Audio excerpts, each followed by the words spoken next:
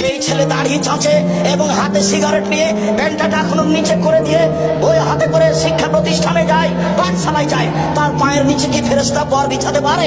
যে মেয়ে নগ্ন পোশাক পরে আজকারা মাস্কারা চোখে মুখে লাগিয়ে রং মেখে একজন পতিতালয়ের মেয়ে সেজে নখে নেইল পালিশ দিয়ে লম্বা লম্বা নখ রেখে ভুরু চিকন করে রাস্তায় চলে বিদ্যার নামে, তার পায়ের নিচে কি ফেরেশতা পর বিছায়?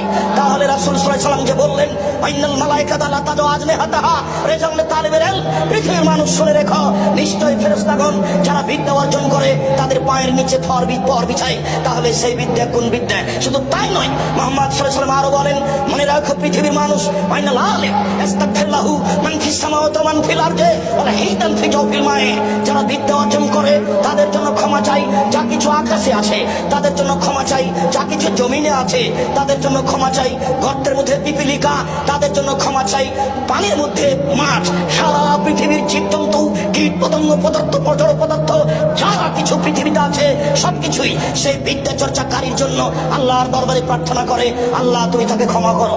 তাহলে সেই বিদ্যা কোন বিদ্যা? যে বিদ্যা দাড়ি চাচা শিখায়, যে বিদ্যা ধোঁকাবাজি শিখায়, যে বিদ্যা প্রতারণা শিখায়, যে বিদ্যা ফাঁকিবাজি শিখায়, যে বিদ্যা আল্লাহকে অস্বীকার করা শিখায়, সেই বিদ্যা কি এই বিদ্যা? সম্মানিত দিনী ভাই বোন, তাই তো রাসূল সাল্লাল্লাহু আলাইহি সাল্লাম বলেন, পৃথিবীর মানুষ শুনে রেখো, এই ফোনে বিদ্যা উঠে যাবে ও এক সুরায় জাল মূর্খতা বেড়ে যাবে। তিনি বলেন, পৃথিবীর মানুষ শুনে রেখো, ইকবাতুল ইলম বিদ্যা উঠিয়ে নেওয়া হবে আর ওয়ায়ানজিলুল জাহাল মূর্খতা বর্ষণ হবে। আমরা তো জানি যে পানি বৃষ্টি বর্ষণ হয়, আল্লাহর নবী বলছেন মূর্খতা বর্ষণ হবে, বিদ্যা উঠিয়ে নেওয়া হবে। 20 বছর পূর্বে হাটাবো রূপগঞ্জ নারায়ণগঞ্জ ঢাকায় পৃথিবীর যে কোনো স্থানে যত বিদ্যান ছিল আজকে তার চেয়ে বেশি না কম? বেশি। তাহলে রাসূল সাল্লাল্লাহু আলাইহি ওয়াসাল্লাম কি মিথ্যা কথা বলেছেন? নাউযুবিল্লাহি মিন যালিক। রাসূল সাল্লাল্লাহু আলাইহি ওয়াসাল্লাম মিথ্যা কথা বলেননি। যে বিদ্যা দিয়ে আল্লাহকে চেনা যায় না, যে বিদ্যা দিয়ে হালাল হারাম বোঝা যায় না, যে বিদ্যা দিয়ে আল্লাহর অসন্তুষ্টি অর্জন করা যায়, যে বিদ্যা দিয়ে ধোঁকাবাজি ফাঁকিবাজি শয়তানি জুয়াচুরি লুপ্তরাজ শেখা যায়, সেই বিদ্যাকে রাসূল সাল্লাল্লাহু আলাইহি ওয়াসাল্লাম নাকচ করে দিয়েছে। আমরা বলি না বাংলা শিখতে হবে না, আমরা বলি না ইংরেজি শিখতে হবে না, আমরা বলছি মূল বিদ্যা হচ্ছে কোরআন হাদিস আর আনুষঙ্গিক প্রয়োজনীয় বিদ্যা হচ্ছে বাংলা ইংরেজি।